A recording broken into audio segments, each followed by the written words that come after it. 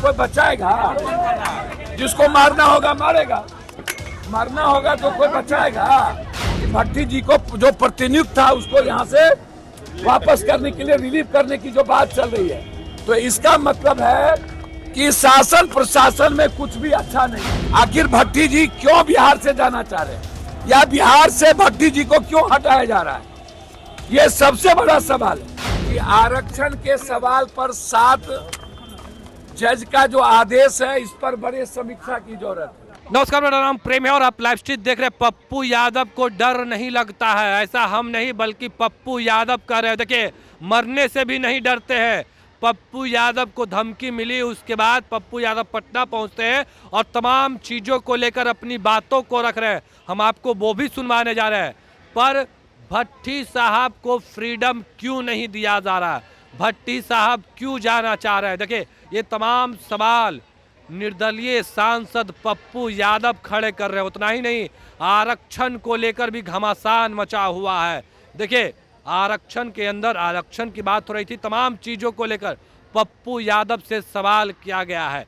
किस तरीके से पप्पू यादव तमाम चीज़ों को लेकर जवाब दे रहे हैं, पहले हम आपको वो सुनवाते हैं। कौन बात? तेजस्वी यादव ने कहा है कि अगर उनको सरकार गिरा देना चाहिए, अगर नीतीश कुमार आरक्षण नहीं बढ़ा सकते हैं।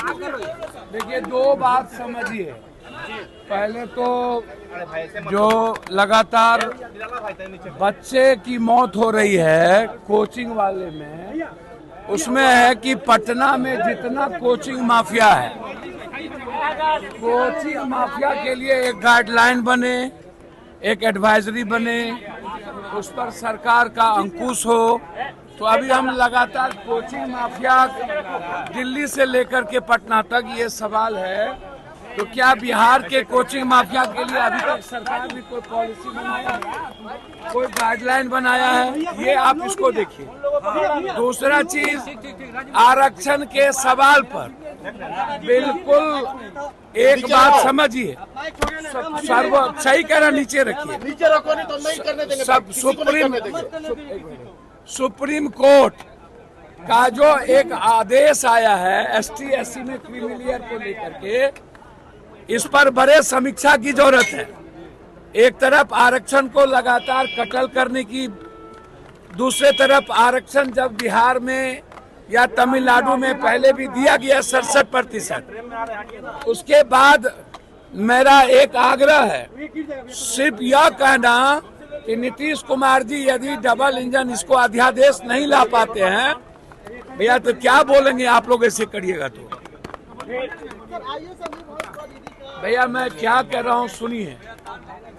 मेरा कहना यह है कि आरक्षण के सवाल पर 7 जज का जो आदेश है, इस पर बड़े समीक्षा की जरूरत है और सदन में इस पर चर्चा करने की जरूरत है। सर्वदलीय बैठक की आवश्यकता है। अब ST SC में जिसकी आर्थिक, सामाजिक, शैक्षणिक आज भी 1.7 से ऊपर नहीं है और वहां भी क्रीमिलेयर की बात होगी, तो निश्चित रूप से एक समीक्षा की जरूरत है और उस पर अध्यादेश लाने की जरूरत है। लेकिन जो बिहार की बात है, उसमें मेरा सीधा है कि बिहार में गलती किसने की? सरकार तो दोनों आदमी की थी ना। तो बिहार में आपने यदि इसको कैबिनेट के बाद डिसीजन ले करके सदन में पास करवा करके भेज दिए होते, तो आज ये प्रॉब्लम क्रिएट नहीं होता। तो गवर्नमेंट जिसकी थी उसी ने इस प्रॉब्लम को बढ़ाया है। आज जरूरत है बिहार के 67% आरक्षण पे केंद्र सरकार को, जो हाई कोर्ट और सुप्रीम कोर्ट में जाकर के जो स्टे किया है, उसके खिलाफ अध्यादेश लाने की। मैं यह नहीं कहूंगा कि वापस ले लीजिए, वो कर लीजिए, लेकिन जब दोनों आदमी की सरकार थी तो फिर गलती कहाँ हुई? जब आपने 67% आरक्षण दिया तो फिर सदन में पास करके क्यों नहीं भेजा? और आज सबसे पहले सत्ता पक्ष और विपक्ष दोनों मिलकर के यहाँ सदन से पास करके भेज दे, तो गलती तो पहले ही हो चुकी है। और दिल्ली में भी सुप्रीम कोर्ट का जो क्रीमिलेयर है वो भी मामला है, तो दोनों मामला को इसी सत्र में बहस करा लेने की जरूरत है। अच्छा एक बात हमको जानकारी नहीं है, मरना होगा तो कोई बचाएगा? जिसको मारना होगा मारेगा, मरना होगा तो कोई बचाएगा? आप हमको समझिए। सुरक्षा की मांग कर रहे हैं क्या सर? भैया सुरक्षा देने की जिम्मेदारी हमारी नहीं है, सुरक्षा देने की जिम्मेदारी सरकार की है। सरकार दे न दे मैं कुछ नहीं जानता, मैं इतना जानता हूं कि बिहार में जिस तरीके से अपराध बढ़े हैं और मुझे लगता है कि भट्टी जी को हटाने की जो व्यवस्था, हमें जो जानकारी है कि भट्टी जी को जो प्रतिनियुक्त था उसको यहाँ से वापस करने के लिए, रिलीव करने की जो बात चल रही है, तो इसका मतलब है कि शासन प्रशासन में कुछ भी अच्छा नहीं है, कुछ भी सही नहीं चल रहा है। आखिर भट्टी जी क्यों बिहार से जाना चाह रहे हैं, या बिहार से भट्टी जी को क्यों हटाया जा रहा है, ये सबसे बड़ा सवाल है। और कौन व्यक्ति, मैं बार बार कहा हूं कि भट्टी जी को काम करने की फ्रीडम क्यों नहीं दी गई आज तक, ये सबसे बड़ा सवाल है। और भट्टी जी बिहार छोड़ के क्यों जा रहे हैं, तो कुछ तो बात है ना। सुरक्षा की चिंता मुझे नहीं है, सरकार को देना हो दे, ना देना हो दे ना दे, और ना मैं अपराधी से डरता और ना मैं मरने से डरता हूं। जिसको मारना हो, माफिया के खिलाफ लड़ाई है, मेडिकल माफिया के खिलाफ लड़ाई है, जमीन माफिया के खिलाफ लड़ाई है। कल भी सदन में मेडिकल माफिया के खिलाफ मैं आग उगला हूं, एजुकेशन माफिया, ये जितने एजुकेशन माफिया उसके खिलाफ है स्ट्रिंग नीट। तो एजुकेशन माफिया पर निरंकुश लगना चाहिए, उस पर गाइडलाइन होना चाहिए, और सरकार एक नियमावली बनाए किसी भी कीमत पर।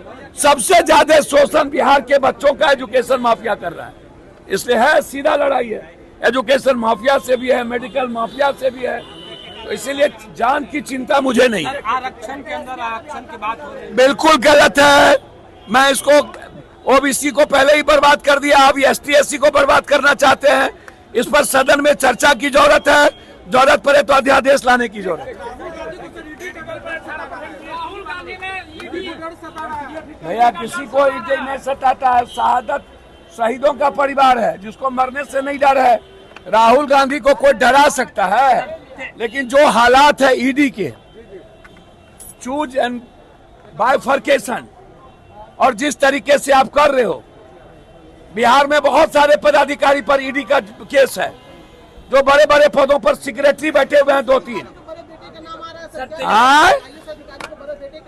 सबका नाम आ रहा है सर, जितना आईएएस है पटना में बैठे हुए सेक्रेटरी सब ईडी के शिकंजे में है। तेजस्वी यादव कल मिलने गए थे मुकेश सहनी से और कह रहे हैं अच्छा ये कोई मैटर है?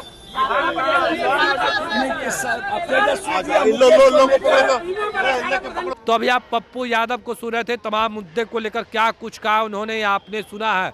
किस तरीके से आरक्षण के अंदर आरक्षण की बात हो या फिर आरएस भट्टी को लेकर बात हो, तमाम चीज़ों को लेकर पप्पू यादव अपनी बातों को रख रहे थे। हमने आपको सुनवाया है किस तरीके से पप्पू यादव कह रहे थे काम करने की आज़ादी नहीं दी जा रही है, क्यों जाना चाह रहे हैं, तमाम सवाल खड़े कर रहे थे। हमने आपको वो तमाम बयानों को भी सुनवाया है। फिलहाल के लिए इतना ही, बने रहे लाइव के साथ, धन्यवाद।